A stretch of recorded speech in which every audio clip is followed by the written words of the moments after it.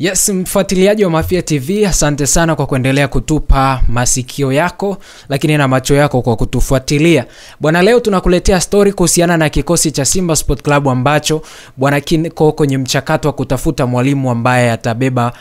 mikoba ya mwalimu ambaye ameondoka. Tunajua wameondokewa na mwalimu wao Fadlu Davis ambaye ametumikia Raja Casablanca kwa ajili ya msimu mpya ndani ya kikosi cha Raja Casablanca. Ikiwa Raja Casablanca walikuwa wanahitaji mwalimu ambaye atawapa mafanikio katika msimu unaofuata 2025-26 pale katika ligi ya Botola pale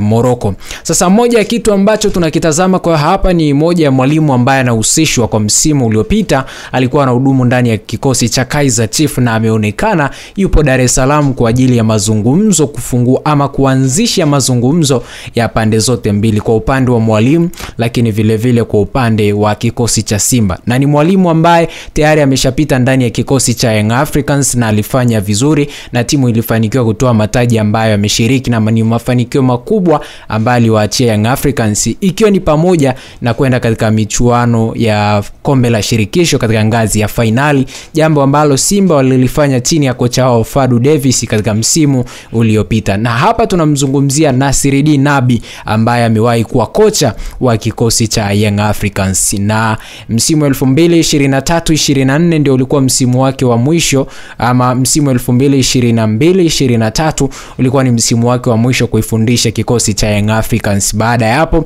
alitimkia katika vilabu vingine ikiwa pale Morocco, baadaye akaenda Afrika ya Kusini, ikiwa ni maandalizi mapya ya kuijenga timu ya Kaizer Chiefs ambayo ilikuwa inanolewa naye, na ameikuta Kaizer Chiefs ikiwa kwenye hali mbaya msimu akiwa anairekebisha kwa ajili ya kwenda nayo katika msimu mpya na kufanya vizuri. Sasa ameonekana yupo Dar es Salaam, maana yake ni moja kwa moja amekuja kuzungumza na waajiri wake hawa ambao pengine wanatarajia kwa ajili ya kumwajiri, na huyu sio mwingine ni kocha Nasreddine Nabi. Na unaambiwa Nabi yupo Dar es Salaam na anafanya mazungumzo na Simba Sport Club kwa kuchukua mikoba ya Fadlu Davis, na yupo Dar es Salaam ikiwa leo ni siku takriban kama 3 hadi 4 ambapo tangu amefika hapa nchini Tanzania kwa ajili ya kufanya mazungumzo na kikosi cha Simba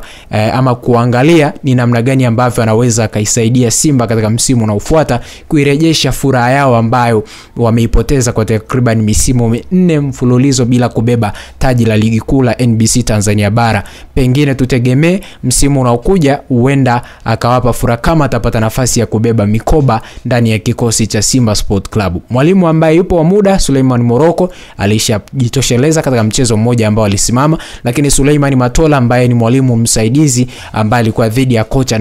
kocha Fadlu Davis, pengine naye akaja kuungana na Nasreddine Nabi katika kujenga timu ya Simba Sport Club.